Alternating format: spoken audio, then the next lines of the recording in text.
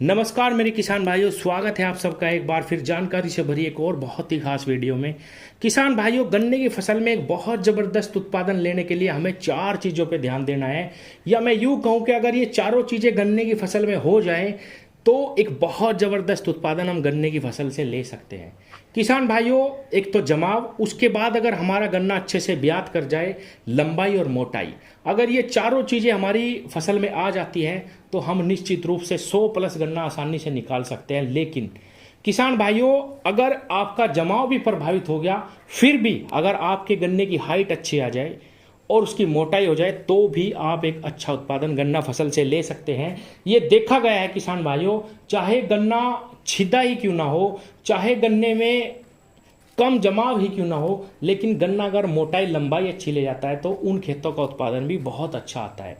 इस बार कुछ ऐसा ही हुआ कि गन्ना बुआई करते ही तुरंत बारिशें शुरू हो गई तो लगभग सभी किसानों का 80% किसानों का जो गन्ना है वो थोड़ा सा कम जमा। लेकिन किसान साथियों, अगर अब भी लंबाई और मोटाई अच्छी आ जाएगी तो निश्चित रूप से हम एक अच्छा उत्पादन गन्ना फसल से ले पाएंगे। किसान साथियों, एक अच्छी मोटाई और लंबाई के लिए ऐसा बिल्कुल नहीं है कि हम अगर खाद ज़्यादा डालें तो ही हमें ये दोनों चीज़ मिलेगी, नहीं। किसान भाइयों, समय पे हमें खादों का इस्तेमाल करना है, समय पे हमें सही खाद का इस्तेमाल करना है, तो भी हम ये दोनों चीज़ें अपनी फसल में पा सकते हैं। किसान भाइयों, किसी भी फसल को nitrogen, phosphorus, potash, magnesium, calcium और सल्फर, इन 6 खादों की सबसे ज़्यादा आवश्यकता रहती है। इसके बाद हमारे सारे माइक्रोन्यूट्रिएंट आते हैं। अगर हम माइक्रोन्यूट्रिएंट स्प्रे में भी समय समय पे देते रहें, कीटनाशकों के साथ भी एक हल्की डोज माइक्रोन्यूट्रिएंट की 15 से 20 दिन महीने पे हम अपनी फसल में लगाते रहें, तो भी रेगुलर बढ़वार हमारी फसल की होती रहेगी। अगर हमारी मिट्टी अच्छी है, नीचे से भी उसको रिस्पॉन्स मिल रहा फसल को, और ऊपर से भी हम उसको स्प्रे में हल्के हल्के माइक्रोन्यूट्रिएंट और हल्की सी खाद एनपीके के रूप में समय समय पे देते रहे, तो लगातार हमारी फसल की बढ़वार होती रहेगी।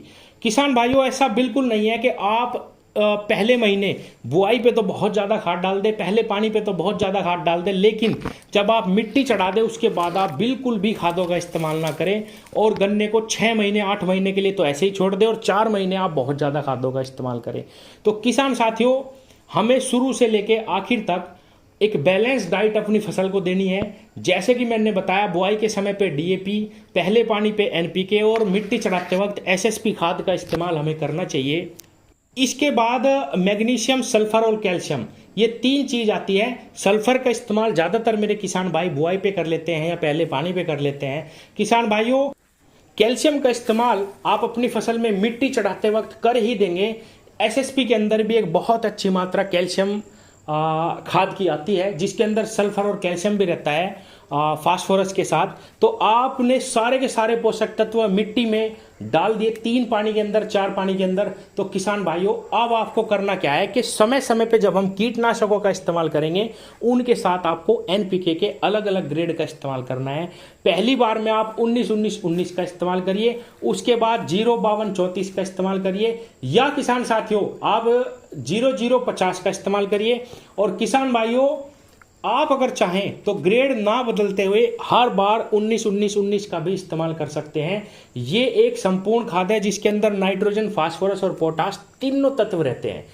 तो किसान भाइयों, जब भी आप कीटनाशक का इस्तेमाल करें, उसके साथ आप एनपीके का 19-19-19 प्रति एकड़ केवल 1 केजी का इस्तेमाल आप करते रहें। उससे भी आपकी फसल की जो पूर्ति है खाद की, वो होती रहेगी, क्योंकि आपने जमीन से उसको सारी खादें दे दी हैं। आप स्प्रे के माध्यम से हल्की हल्की खाद उसको देते रहेंगे, तो आपका गन्ना लास्ट तक ग्रीनरी पे बना रहेगा। इसके साथ आप चाहें तो कोई भी हल्के हल्के माइक्रोन्यूट्रिएंट समय समय पे और भी मिला सकते हैं। बायोवीटा एक बहुत अच्छा ऑप्शन है, जिसको लगाते ही एनपीके के साथ हमारी फसल बहुत तेजी से विकास करती है। उसके अंदर सभी प्रकार के हार्मोन भी पाए जाते हैं, सभी प्रकार की खाद छोटे छोटे रूप में पाई जाती है। सीवीड से ये प्रोडक्ट बना हुआ है किसान भाइयों, पूर्णतः ऑर्गेनिक है।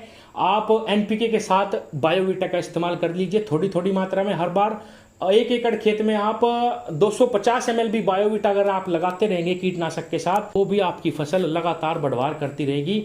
ये मैं बात कर रहा हूं जब आप मिट्टी चढ़ा दें, आपका गन्ना बड़ा हो जाए। किसान भाइयों, जब आप अपने गन्ने पे केवल कीटनाशक का स्प्रे कर रहे हो, तब आप इन खादों का कीटनाशकों के साथ इस्तेमाल करते रहेंगे, तो आपके गन्ने को थोड़ी थोड़ी डोज हर वक्त हर समय पे अवेलेबल रहेगी और आपका गन्ना हमेशा बढ़वार करता रहेगा। किसान साथियों, छोटी छोटी बातें अगर हम इन सारी बातों का पालन करेंगे, बुआई से लेके कटाई तक हम थोड़ी थोड़ी मात्रा में खाद देते रहेंगे, तो किसान भाइयों निश्चित रूप से हम 14-15 फुट तक अपने गन्ने को जरूर ले जा पाएंगे। किसान भाइयों, जैसे ही हम अपने गन्ने की बुआई करते हैं उसी समय पे एक अच्छी फसल की नींव रखी जाती है।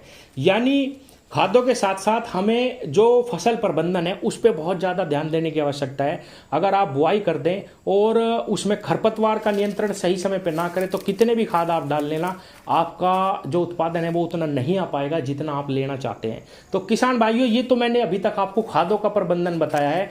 बुआई करते ही आपको पहले पानी पे ही अपने खेत की जुताई करनी है, उसकी खुदाई करनी है, जिससे आपके खेत में खरपतवार ना हो और आपकी फसल लगातार बढ़वार करती रहे, सारे के सारे खाद आपकी फसल को मिले। किसान साथियों, अब आते हैं हम जिब्रेलिक एसिड के ऊपर। मैंने इसके ऊपर पहले भी कई सारी वीडियो बनाई है। किसान भाइयों, जिब्रेलिक एसिड क्या है? क्योंकि इसके नाम के बाद एसिड लगा हुआ है तो कुछ किसान भाई समझते हैं कि ये कोई ऐसी चीज़ है जिससे हमारी फसल जल भी सकती है, या ये कोई ऐसी चीज़ है जिससे हमारी फसल खराब हो सकती है। किसान भाइयों, ऐसा बिल्कुल नहीं है। ये एक ग्रोथ हार्मोन है। ये सभी फसलों में, सभी प्रकार के पौधों में पहले से ही विद्यमान रहता है, लेकिन बहुत ही थोड़ी मात्रा में।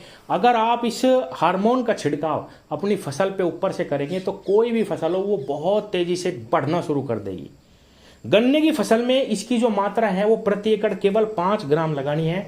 आपको ये प्रोगिब के नाम से पाउडर बाजार में मिल जाएगा। 5 ग्राम की डब्बी आती है, केवल इसको गन्ने फसल में ही स्प्रे करना है 5 ग्राम को। अन्य अगर कोई फसल है, जैसे अगर आप किसी चारे पे करना चाहते हैं तो केवल 2 ग्राम मात्रा ही प्रति एकड़ आपको इस्तेमाल करनी है। या आप किसी भी अन्य हल्की फसल में इसका इस्तेमाल ना करें, गेहूं की फसल में, धान की फसल में बिल्कुल भी ना करें। किसान भाइयों, ये बहुत तेजी से विकास करवा देगी, क्योंकि फसल बहुत तेजी से बढ़वार कर जाएगी, वो गिर जाएगी और किसान भाइयों हमारा जो उत्पादन है वो प्रभावित हो जाएगा। तो गन्ने में इसकी जो मात्रा है वो 5 ग्राम है। इसके साथ भी आप चाहें तो बायोवीटा का इस्तेमाल कर सकते हैं किसान भाइयों। और एक खास बात और है किसान भाइयों, इसके साथ जब आप इस हार्मोन, इस जिब्रेलिक एसिड का इस्तेमाल, जिस जिब्रेलिक एसिड का छिड़काव अपनी फसल पे करें, तो किसान भाइयों इसके साथ आप एनपीके जरूर मिला लें। क्योंकि जैसे ही हमारी फसल बहुत तेजी से बढ़वार करती है उसको बहुत ज़्यादा खादों की आवश्यकता पड़ती है। कई जगह मैंने ये देखा कि किसान जैसे ही जिब्रेलिक एसिड का इस्तेमाल करते हैं, जो हमारी फसल है वो बढ़ना तेजी से शुरू कर देती है और उसको खाद की जो डिमांड है उसकी वो पूरी नहीं हो पाती, तो हमारी जो फसल है उस पर हल्का पीलापन आ जाता है। इसके साथ आप कोई ना कोई माइक्रोन्यूट्रिएंट और एक एनपीके 19-19 प्रति एकड़ 1 kg का इस्तेमाल जरूर करें। और किसान भाइयों, अगर आप 2 बार जिब्रेलिक एसिड का इस्तेमाल करेंगे, जैसे कि अब जो फेज चला हुआ है इस समय पे आप एक बार, यानी कि 60 से 70 दिन की फसल पे आप एक बार जिब्रेलिक एसिड का इस्तेमाल करिए।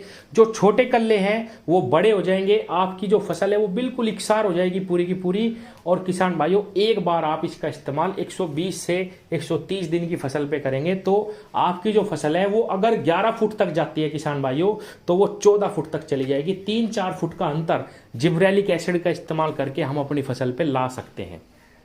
एक चीज और मैं बताऊं किसान भाइयों, 1 या 2 बार ही इसका इस्तेमाल करना। अगर आप समझते हो कि मैं हर स्प्रे में जिब्रेलिक एसिड का इस्तेमाल करूं और मेरा गन्ना बढ़ता ही जाएगा, ऐसा बिल्कुल नहीं। तो किसान भाइयों, इसका इस्तेमाल केवल 1 या 2 बार ही अपनी फसल पे करना है। अगर आप एक बार भी इस्तेमाल कर लेते हैं तो भी आपकी फसल 2-2.5 फीट तक ज़्यादा बढ़ेगी। किसान साथियों, ये बिल्कुल साइंटिफिक और सच्ची बात है। आपको ये बाजार में कई सारे प्रोडक्ट्स के अंदर मिल सकता है।